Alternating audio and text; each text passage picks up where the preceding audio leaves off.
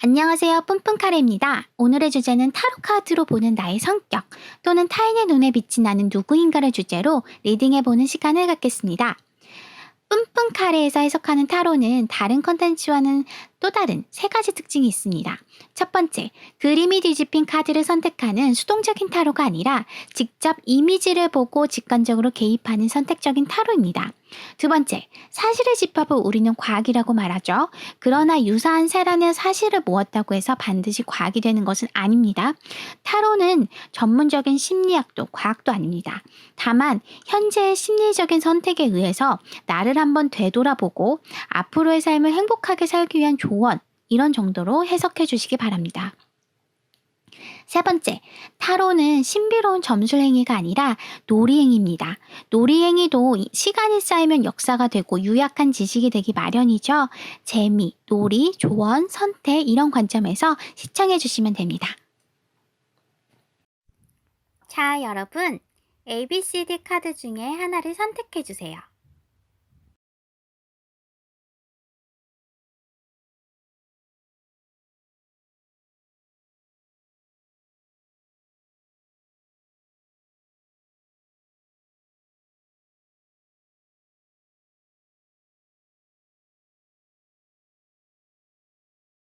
A를 선택하신 분들을 위해서 리딩해 드리겠습니다. 타로에서는 이를 운둔자 카드라고 하지만 이를 선택한 삶을 사는 사람들은 진정한 전념자라고 할 수 있습니다. 여러분, 우리는 우리가 하는 모든 일에 100% 전념하고 있나요? 이렇게 질문을 한다면 특히나 현대사회를 사는 여러분 대부분은 아니요 라고 할 것입니다. 하지만 진정한 전념자들은 자신이 뜻을 품은 곳에서는 120% 자기 자신을 바치는 매우 몰입감이 강한 사람입니다.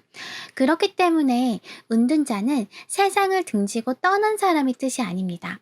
자신만의 비전과 깨달음이 있다면 그것으로부터 다른 사람들을 돕기 위해서 등불 역할을 하는 현자에 가깝습니다. 따라서 일하는 스타일도 적극적이고 행동주의적이고 보여주기식의 액션을 강조하기보다는 조용하지만 끊임없이 무엇인가를 하고 있고 세상 보통의 시각과 떨어져 자기만의 시각으로 인사이트나 지혜를 도출해서 일을 진행하는 사람입니다. 그렇기에 은둔자는 누구보다 현명하지만 우두머리보다는 참모 역할을 했을 때 그 에너지가 더 충분히 발휘될 수 있습니다. 은둔자는 자신의 우두머리를 잘 만나야 하는데 은둔자 자체가 현명하기 때문에 자신이 선택할 수 있는 상황이라면 현명한 우두머리를 만날 수 있으니 현재 함께하는 우두머리가 우둔하다고 너무 조급해하실 거 없습니다. 은둔자에게 해줄 수 있는 조언은 결과를 보고 행동하지 말라. 언제나 그랬듯 항상 최선을 다하라입니다. 매우 흔한 말이지만 결과와 보상에 연연하지 않고 최선을 다한다는 것은 쉽지 않습니다. 내가 아무리 은둔자 성향이라 할지라도 나 자신이 세상의 중심이 되어야 하는 현대사회에선 더 높은 곳에 오르기 위한 마음을 버리고 오로지 최선을 다하는 순간순간을 즐기는 자세를 견지하기란 쉽지가 않죠. 하지만 은둔자분들이 결과보다는 최선을 다하는 순간에 집중하기만 한다면 결과적으로 엄청난 성공을 거둘 수 있는 분들입니다. 이분은 자기 스스로 셀프 PR을 했을 때는 자기 내면의 지혜와 반대적인 말로 인해서 자기 스스로의 공로를 무너뜨릴 가능성이 있지만 기회를 잘 만나면 자신의 능력으로 국격을 드높이는 역할을 하고 있는 것이죠. 따라서 은둔자 여러분들, 당신은 진정한 전념자 스타일입니다. 당신은 보통의 시각에 보지 못하는 면을 향해 전념하고 있으니 조용한 자신을 나무라지도 보채지도 다급해하지도 자신의 재능을 너무 뽐내지도 말아주세요. 그냥 전념하시면 됩니다. B카드를 선택하신 분들, 이 B카드는 모든 것을 움켜쥔 자를 말합니다. 자본주의 사회에서 움켜진 것의 의미는 소유의 개념과 연결되어 긍정적인 기운으로 익힐 수 있지만 실제로는 선한 것도 악한 것도 모든 것을 소유하려는 지나친 집착이 때로는 독이 될 수도 있는 양면성을 갖고 있는 성격입니다. 실제로 모든 것을 움켜쥔 자는 부와 명예를 이미 갖고 있을 가능성이 큽니다. 혹은 아직 가지지 않았더라도 제 조언이 필요 없을 정도로 그러한 목표를 위해서 이미 잘 달리고 있는 분일 가능성이 크죠. 어쩌면 자본주의 사회에서 살기 조금 더 유리한 성격일 수 있다고 할 수 있습니다. 하지만 그 이상을 소유하려는 욕심이 강하고 남들과 진정으로 소통하고자 하는 의지가 적습니다. 왜냐하면 필요한 것들을 어느 정도 갖추고 있기 때문에 아쉬운 소리를 할 필요도, 아쉬운 관점을 공감할 필요도 전혀 못 느끼기 때문이죠. 그래서 이런 분들은 극단으로 가면 자신도 모르는 왕따가 될 가능성도 큽니다. 그런데 왕따가 되었다고 해서 큰 불편함도 못 느끼기 때문에 남들이 그러든지 말든지 자신의 길을 갈 가능성도 아주 큰 대찬 성격이죠. 자신과 닮은 대통령은 누굴까? 라는 심리 테스트를 해보시면 이런 분들은 아마 10중 8구 트럼프 대통령이 나올 것입니다. 이런 분들에게 해드릴 조언은 타인과 소통하라는 것보다 모든 것을 움켜쥘 수 있는 힘의 비법을 소중한 사람에게 전파하라는 것입니다. 아무것도 가진 것 없고 남녀차별이 극심한 집안의 가정에서 태어난 153cm의 작은 키 주인공 김태현 회장이라는 분이 있는데요. 이분의 성공 스토리를 들으면 눈물이 날 수밖에 없을 정도로 여성이라는 이유로 가난하다는 이유로 극심한 상황에 몰리게 되지만 그럼에도 불구하고 모든 것을 굴하지 않고 자신의 성공과 공동체의 번영을 위해 기여한 스토리로 유명하죠. 이분의 명언 중에 하나가 He can do, she can do, why not me? 입니다. 그도 하고 그녀도 하는데 왜 나라고 못해? 라는 자신감을 심어주는 것. 우리가 살다 보면 나락으로 떨어지는 순간도 있고 부와 성공에 대한 집착에 다가가다가 어느새 자신이 괴물이 되어버리기도 하는 순간이 있잖아요. 이런 상황에서 20대의 에너지로 자신이 원하는 것을 긍정적으로 움켜쥐는 방법을 자신만 알지 말고 소중한 사람에게 전파하는 것. 모든 것을 움켜쥔 자는 그런 것이 필요합니다. 모든 것을 움켜쥔 분들. 여러분은 트럼프가 될 수도 있고 김태현 회장 같은 분이 될 수도 있죠. 어떤 분이 되실지는 여러분의 천성에 의해 결정되는 것이 아니라 여러분이 의미를 두는 가치에 의해서 결정되는 것입니다.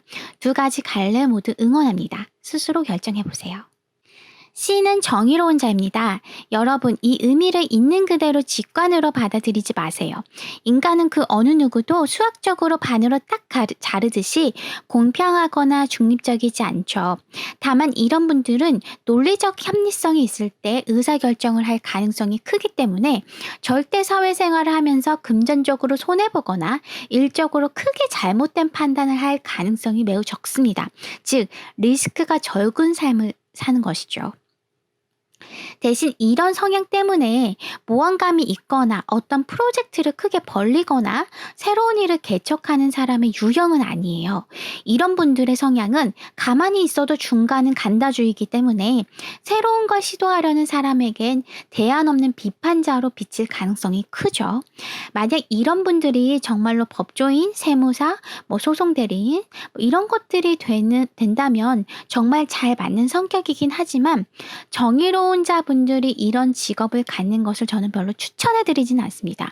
왜냐하면 정신적인 스트레스, 강박, 결벽 이런 것들이 더 심해질 수가 있고 이런 직업을 갖는다고 해서 스스로가 행복할 가능성이 높아지는 것은 아니기 때문이죠. 우리는 결국 행복해지기 위해서 사는 거잖아요. 그런데 너무 치우치지 않으려는 우유부단한 성격은 네 편도 내 편도 이 맛도 내 맛도 아니라는 빈축을 삽니다. 그래서 본인도 도전하기보다는 특정 시험을 치르면서 안정적으로 인정받는 삶이기를 바라는데 본인이 느끼기에도 어느덧 너무도 재미가 없다고 느낄 때가 많아요. 이런 분들에게 하고 싶은 조언은 손해보지 않는 미치광이가 되라. 이런 것입니다. 절대 비합리적인 행동을 하지 않을 거고 손해보는 일은 하지 않을 것입니다. 그런데 그만큼 합리적이기 때문에 자신의 인생에 아무런 영향도 미치지 못할 작은 일탈들은 수용하는 편이죠. 제가 말하는 도전은 이런 겁니다. 공주 스타일의 복장을 하고 핫플레이스 카페에 앉아서 나는 공주다 라고 되뇌이면서 커피를 마신다든지 여름에 이제 소나기가 내릴 때 우산을 내던지고 거리로 뛰어나가서 자신의 모습을 촬영한 후에 SNS에 감성적인 척 올리기. 혹은 내 여자친구의 지금 뭔가 타는 냄새 나지 않아? 내 마음이 타는 냄새 같은 그런 로맨스 에어를 남발한 후에 하하 웃어버리기. 뭐 이런 말도 안 되는 것들을 하는 거죠. 이렇게 보잘것없는 거를 추천하는 이유는 정의로운 자에게는 없을 가능성이 큰 예술성, 허무맹랑함, 순수하고 가치 없는 것들에서 오는 소소한 행복감을 놓치고 살 가능성이 크기 때문입니다. 이런 분들은 사회생활을 그만둘 때 인생의 큰 목표를 잃어버렸을 때 너무도 깊은 공허에 빠질 가능성이 높기 때문에 사회적인 굳건함은 이미 내면에 있으니 감정적인 행복을 누리기 위한 소소한 노력을 멈추지 말아주세요 라고 부탁드리고 싶습니다. 저는 여러분들이 정말 행복하길 바라거든요.